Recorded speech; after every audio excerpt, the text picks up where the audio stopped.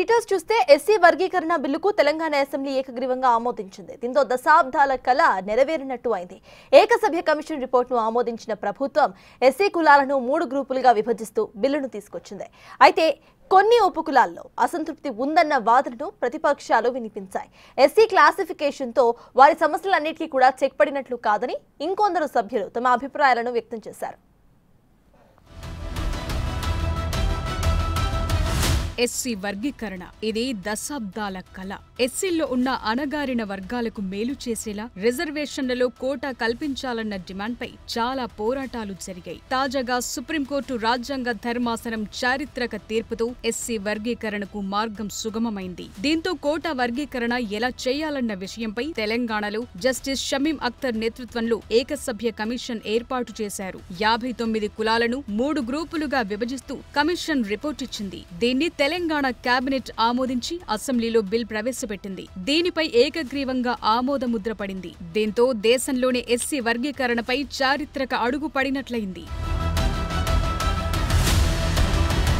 సామాజిక న్యాయం ఎజెండాగా తెలంగాణలో వరుసగా కీలక నిర్ణయాలు కొనసాగుతున్నాయి. నిన్నటికి నిన్న బీసీలకు స్థానిక సంస్థల్లో 42% కోటా, అలాగే విద్యా ఉద్యోగాల్లో 42% కోటా కోసం 2 బిల్లులు ప్రవేశపెట్టగా ఆమోదముద్ర పడింది. తాజాగా ఎస్సీ వర్గీకరణ బిల్కు మోక్షం లభించింది. దీంతో వర్గీకరణ అమలుపై ప్రభుత్వం జీవోలు ఇవ్వటమే తరువాయిగా మారింది. జస్టిస్ షమీం అఖ్తర్ ఏకసభ్య కమిషన్ సిఫారసు చేసిన ప్రకారమే 3 గ్రూపులతో ఎస్సీ వర్గీకరణ బిల్ను రాష్ట్ర ప్రభుత్వం రూపొందించింది.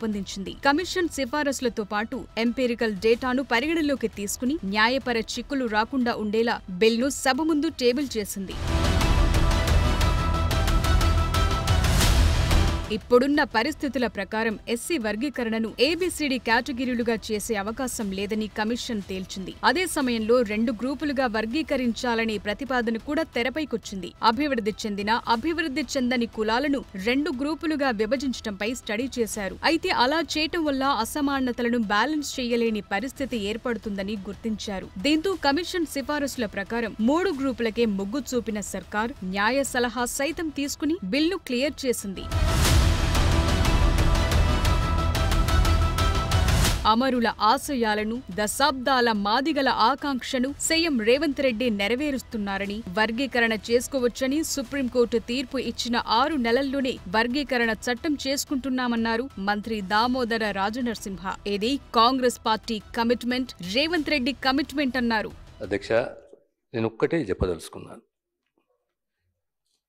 కులాల మార్పు అనేది ఈ వర్గం ఆ వర్గం అనేది కమిషన్ డిసైడ్ చేసింది. The decision was based on empirical data. And the entire commission report is based on the essence of Supreme Court judgment. ఎందుకంటే రేపు పొద్దున మళ్ళీ ఎవరు కోర్టుకు పోయినా మేము నిలదొక్కోవాలి.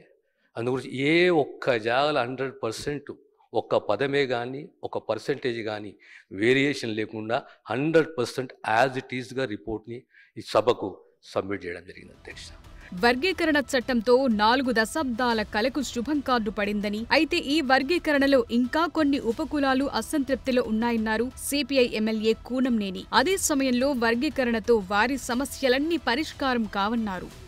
నేను మీ ద్వారా ప్రభుత్వానికి మనవి చేసేది ఏంటంటే, సహజంగా 100% ఎప్పుడు కూడా సంతృప్తి జరగదు. కానీ ఇది ఒక పెద్ద ముందడుగు.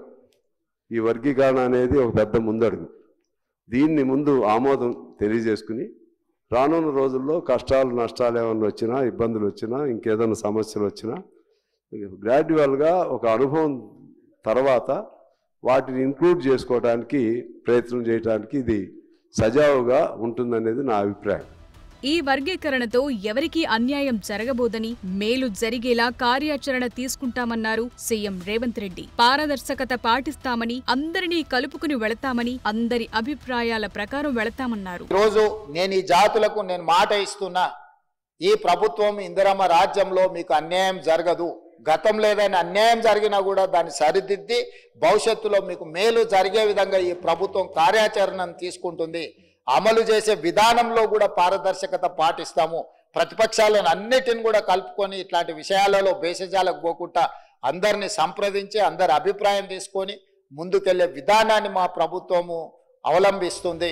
తెలంగాణలో ఓబీసీ రిజర్వేషన్లు పెంచుతామని ఇచ్చిన హామీని కాంగ్రెస్ ప్రభుత్వం నెరవేర్చిందని, రాష్ట్రంలో శాస్త్రీయ కులగణన ద్వారా ఓబీసీ కమ్యూనిటీ అస్సలు లెక్కలు తేలాయని, వాటికి ఆమోద ముద్ర కూడా పడిందని లోక్సభలో విపక్ష నేత రాహుల్ గాంధీ ట్వీట్ చేశారు. ఇది సామాజిక న్యాయం వైపు విప్లవాత్మక అడుగు అని అన్నారు. తెలంగాణ మార్గాన్ని చూపింది. ఇది యావత్ దేశానికి అవసరమన్నారు రాహుల్.